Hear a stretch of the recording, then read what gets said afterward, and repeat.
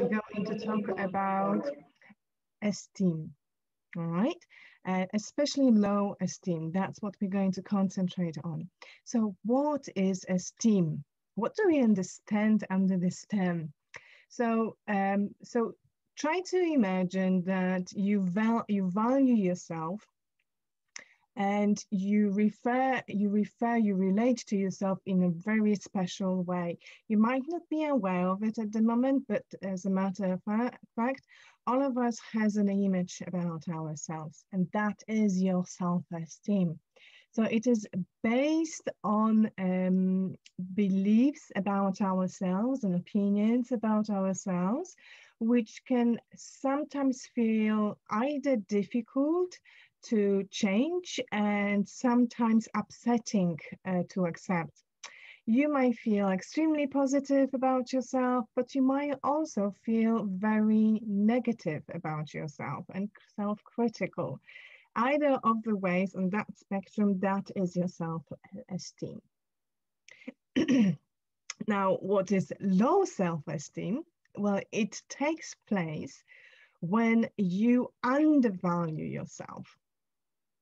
So you might developed a negative view about yourself, and you feel hopeless, and you think that anything you do, anything in life really is pointless, and you wouldn't know that it actually relates to your self-esteem until you actually start contemplating on it, right? So we may spend a lot of time comparing ourselves to others. We might think we can never achieve, or we might think of ourselves that other people have more confidence than us. Other people are always better than us.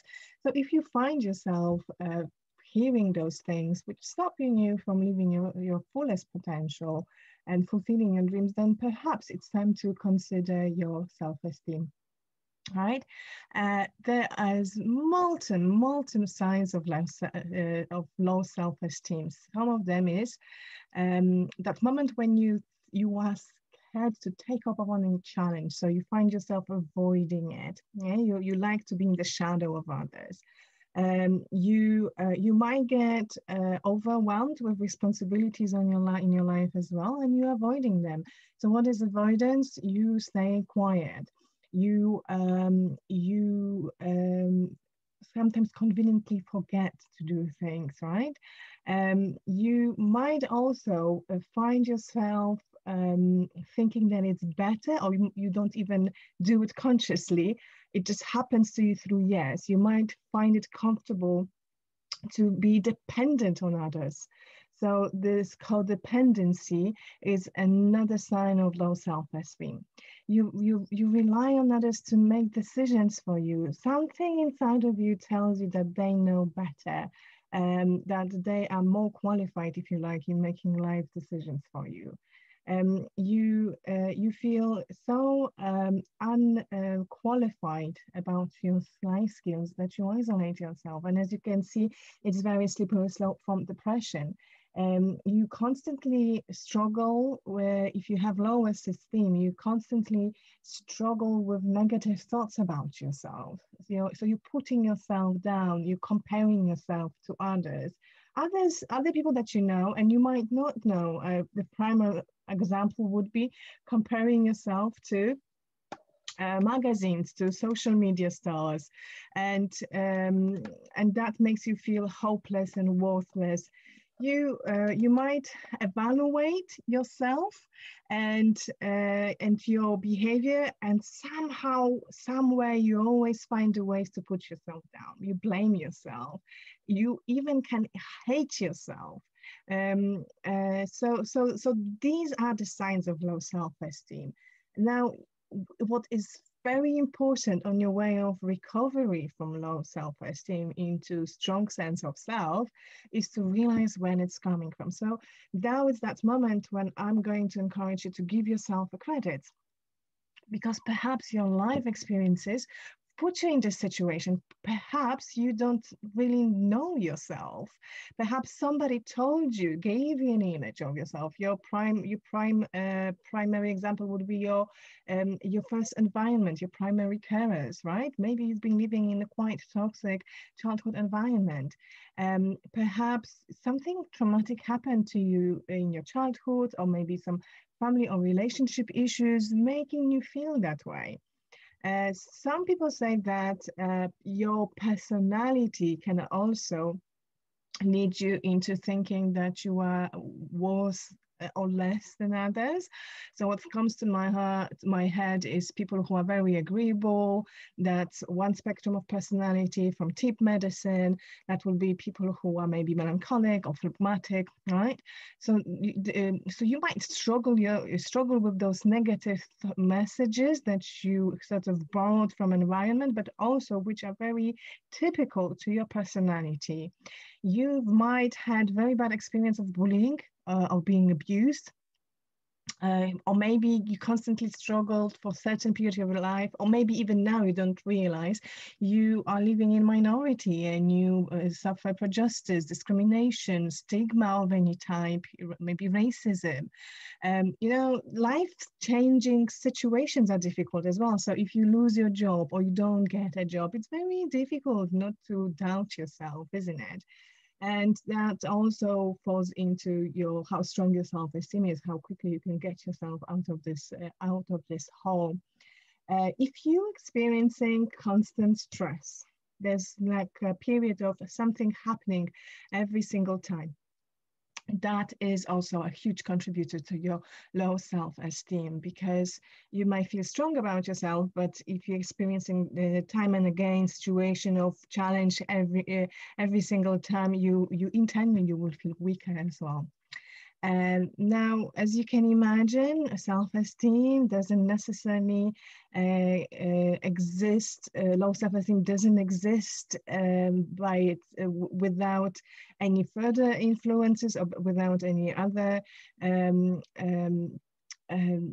I would say states or mental health states as well, because people who suffer with mental health diseases like depression, anxieties, or people who even suffer with physical health problems, their self-esteem will decrease.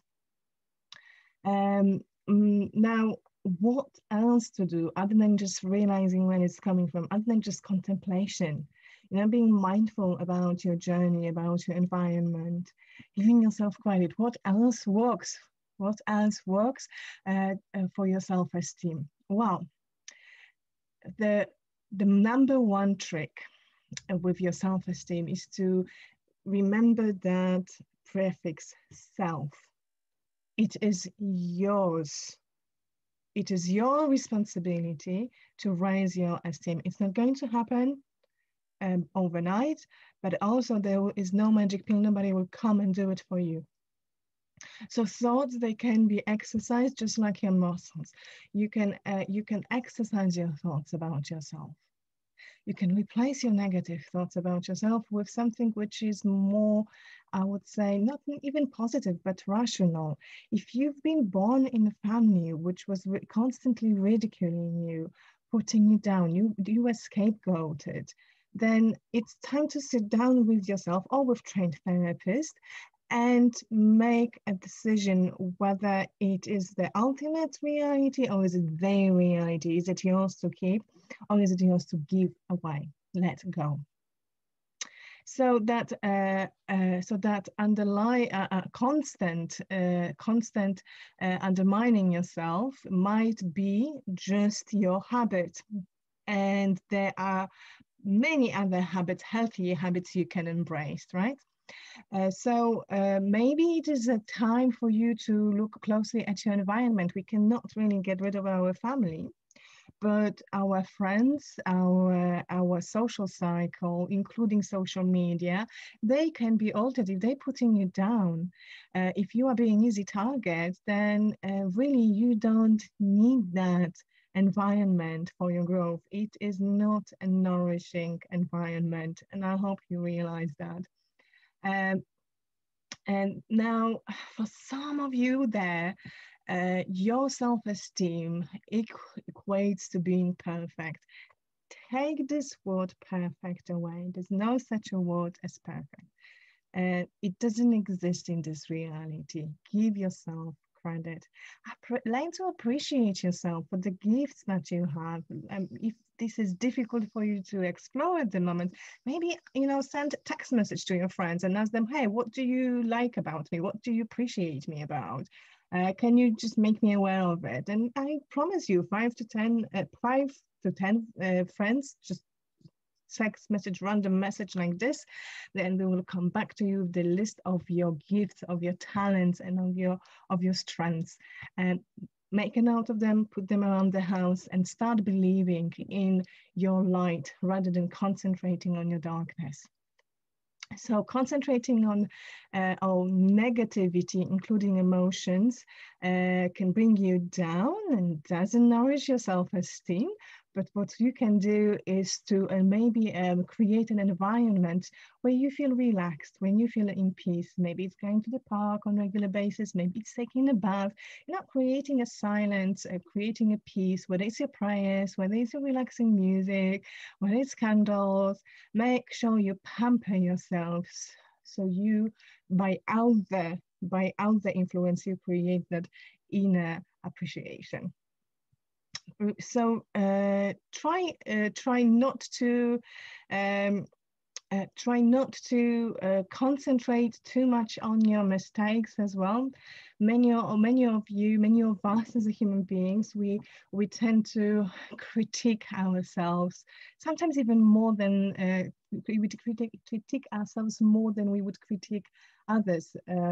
And that is not healthy as well. Give yourself credit. Maybe learn to have relaxed relationship with yourself and say, oh, here I go again. I have made this mistake again, but next time it will be better. Evaluate yourself rather than put yourself down. Well, I hope that was helpful. I will see you in another video coming this week.